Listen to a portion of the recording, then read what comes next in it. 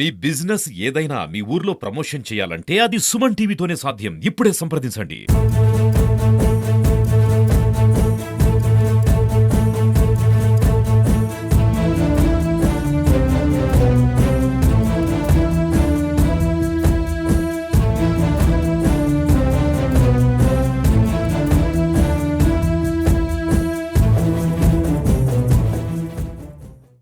కడప జిల్లా పోర్మామిల్ల సమీపంలోని కలసపాడు మండలం పిడుగుపల్లె గ్రామం వద్ద కూడా మనం ఉన్నాం. ఇక్కడ ఈ పిడుగుపల్లె గ్రామం వద్ద కూడా అంటే పిడుగుపల్లె గ్రామానికి కూతవేటు దూరంలోనే కూడా బొగ్గును కాలుస్తున్నారు. అంటే ఇక్కడ బొగ్గు కాల్చేందుకు కూడా పర్మిషన్స్ ఉన్నాయా లేదా అని చెప్పేసి అని కూడా మనం అధికారులతో కూడా మాట్లాడాము. ఆల్రెడీ డిఎఫ్ఓ గారు తర్వాత పోర్మామిల్ల రేంజర్ గారితో కూడా మాట్లాడాము. అంటే ఇదంతా కూడా ఇన్ని రోజుల నుంచి కూడా ఇక్కడ జరుగుతుండే ఎందుకు ఫారెస్ట్ అధికారులు ఇంత నిర్లక్ష్యంగా ఉన్నారు, అంటే వీరిపైన కూడా ఫారెస్ట్ అధికారులు ఎందుకు చర్యలు తీసుకోవడం లేదు, అంటే గతంలో కూడా అనేక సార్లు కూడా ఇదంతా కూడా ఫారెస్ట్ అధికారులకు కూడా వాళ్ళ దృష్టికి వెళ్ళింది.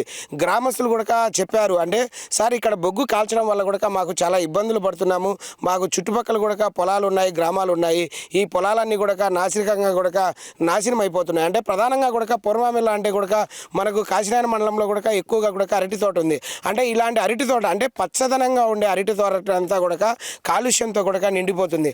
అంటే ఇప్పుడు మనం ఇక్కడ ఏదైతే ఇదంతా జరుగుతుందో ఆ ప్రదేశానికి కూడా సుమన్ టీవీ వచ్చింది. సుమన్ టీవీ కూడా ఎక్స్క్లూజివ్గా కూడా చూపిస్తుంది. అంటే బొగ్గు కాల్చేందుకు కూడా ఒకవేళ పర్మిషన్స్ ఉన్నా కూడా ఎలాంటి కర్రలు వాడాలి ఏంటి అనేది కూడా ఒక నాన్స్ ప్రకారం కూడా ఏదైతే కాల్చే వ్యక్తులు కూడా వినియోగించుకోవాలి.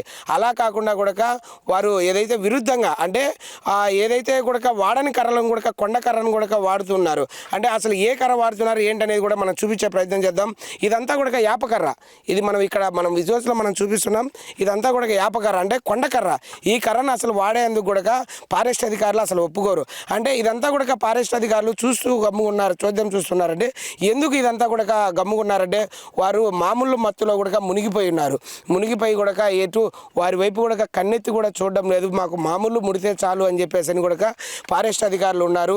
వారు ఇక్కడ పెద్ద పెద్ద మొదలు ఆ కొండ ప్రాంతం నుంచి కూడా ఇక్కడ సమీపం గ్రామంలో సమీపాన కూడా కొండలు ఉన్నాయి. ఈ గ్రామం సమీపంలో ఉన్న కొండల నుంచి కూడా ఈ యాపకు సంబంధించిన పెద్ద పెద్ద మొద్దును కూడా ఇక్కడికి తెచ్చి వారు కొన్ని యంత్రాలను కూడా ఉపయోగించి ఇక్కడ కట్ చేసి కూడా వారు వాడుకుంటున్నారు. ఇప్పటికైనా కూడా ఫారెస్ట్ అధికారులు కూడా నిఘా నిద్రలోంచి మేల్కొని వీరిపైన ఏదైనా చర్యలు తీసుకుంటారా, లేదంటే ఈ పంట పొలాలన్నీ కూడా నాశనం అవుతూ ఉంటే వారు చూస్తూ ఉంటారా అని కూడా మనము వేచి చూడాల్సిన పరిస్థితి. ఏదైతే ఇప్పుడు మనము ఈ కర్రలు కట్ చేసిన వద్దనే ఉన్నాము, అంటే వారు కొండ ప్రాంతం నుంచి కూడా పెద్ద పెద్ద మొద్దులుగా కూడా అవన్నీ ఇక్కడ తీసుకొని వచ్చి ఇక్కడ మనము అదే అక్కడ కొడుతున్న కత్తితో కొడుతున్న వ్యక్తి ఒక పెద్ద యంత్రాన్ని కూడా వాడుతున్నారు. మనం ఈ యంత్రాలను కూడా చూపించే ప్రయత్నం చేద్దాం. ఇదిగో ఇక్కడ మన విజువల్స్లో కూడా చూపిస్తున్నాము.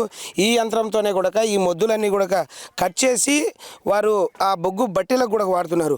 అసలు ఇక్కడ పర్మిషన్స్ లేవు, ఎలా వాడుతున్నారు ఏంటి అంటే అధికారులు ఇప్పటికైనా కూడా వీరిపైన ఇవన్నీ వాడకూడదు, ఈ కొండకర్ర వాడకూడదు అని ఏమన్నా వారిపైన ఏదైనా చర్యలు తీసుకుంటారా, లేదంటే వారితో చేతులు కలుపుతారా కూడా వేచి చూడాలి. అంటే ఈ యంత్రాలను కూడా వాడుతున్నా కూడా అసలు ఈ యంత్రాలు ఎక్కడి నుంచి తెచ్చారు ఏంటని కూడా మనకు అసలు తెలియట్లేదు.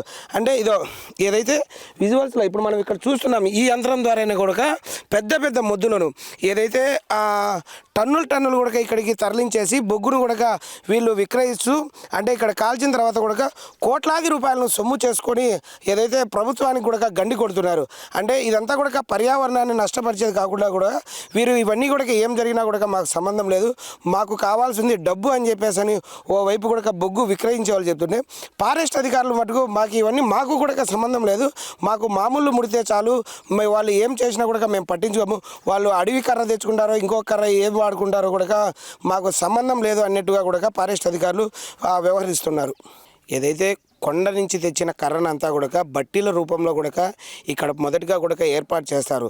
ఏర్పాటు చేసిన తర్వాత కూడా ఆ కర్రనంతా కూడా కాల్చి నల్లటి బొగ్గులాగా తయారు చేస్తారు. అంటే ఇప్పుడు మన విజువల్స్లో కూడా మన బ్యాక్గ్రౌండ్లో చూస్తున్నాం, ఇక్కడ ఇదే విధంగా కూడా బట్టీలనంతా కూడా ఈ విధంగా కాల్చిన తర్వాత కూడా ఇవన్నీ కూడా సంచులకు ఏర్పాటు చేసి ఈ బొగ్గునంతా కూడా సంచులకు ఏర్పాటు చేస్తారు. ఏర్పాటు చేసిన తర్వాత ఇదంతా కూడా వేల రూపాయల నుంచి లక్షల రూపాయల నుంచి కోట్ల రూపాయలు కూడా వాళ్ళంతా దండుకొని ఆ డబ్బులు అంతా కూడా కాజేస్తున్నారు. అంటే ఇదంతా కూడా ఈ కొండ కర్ర దీంట్లో మిక్స్ అయి ఉంటుంది. అంటే మీ కాలిన తర్వాత కూడా మనం ఇది ఏ కర్ర ఏంటని కూడా ఎవరు కనుక్కోలేరు. అందుకనేసి పైన చూసేందుకు మాత్రం ఆ తుమ్మ కట్టెను మాత్రం చూపిస్తారు, లోపల మటుకు కొండ కర్రను వాడతారు.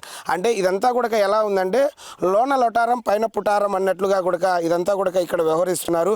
అంటే ఇలాగా కూడా ఎన్ని సంవత్సరాల నుంచి కూడా వీళ్ళు ఇట్లా చేస్తున్నారు. ఇదంతా కూడా ఎంతవరకు కూడా ఇప్పటికి వీరు సొమ్ము చేసుకొని ఉంటారు, ఎన్ని లక్షల రూపాయలకు సొమ్ము చేసుకుంటారు. ఇక్కడ ఈ కాల్చేందుకు కూడా వచ్చిన కూలీలను కూడా మనం మాట్లాడించాం. మనం మాట్లాడే వారితో కూడా వాళ్ళు చెప్తున్నారు, మీరు ఏ ప్రాంత వాసులు, ఎక్కడి నుంచి ఇక్కడికి వచ్చారు, మీకు ఎలా మీ మీ జీతభత్యాలు ఎలా ఉంటాయి ఏంటంటే వాళ్ళు చెప్తున్నారు, మేము రోజు కూలీకి వచ్చిన వాళ్ళు కొంతమంది ఉన్నారు, మరి కొంతమంది కూడా ఫ్యామిలీలతో కూడా మేము ఇక్కడికి వచ్చామంటే వీరంతా కూడా కడప జిల్లాకు సంబంధించిన వాసులు కాదు. వీరంతా కూడా నెల్లూరు జిల్లా నుంచి కూడా పొట్టకూటి కోసం వచ్చారు. వాళ్ళ నోర్లు కూడా కొడుతున్నారు. ఏదైతే ఈ బొక్కును కాల్పిస్తున్న వ్యక్తులు కొంతమంది ఉన్నారో వాళ్ళ నోర్లను కూడా కొట్టి అంటే వాళ్ళకి ఇచ్చేది కూడా వందలాది రూపాయలతో ఇస్తారు, వీళ్ళు మటుకు లక్షలాది రూపాయలు కూడా సొమ్ము చేసుకుంటున్నారు.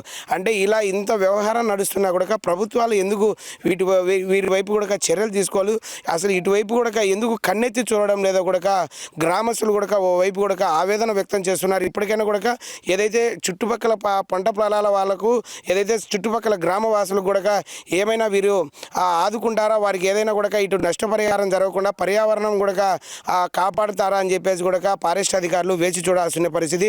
ఫారెస్ట్ అధికారులు నిమ్మకు నీరెత్తినట్లుగా పూర్తిగా కూడా బొగ్గు కాల్చే వ్యక్తులతో కూడా వారు చేతులు కలిపారని చెప్పేసి కూడా స్పష్టంగా కూడా మనకు ఇక్కడ వ్యక్తమవుతుంది.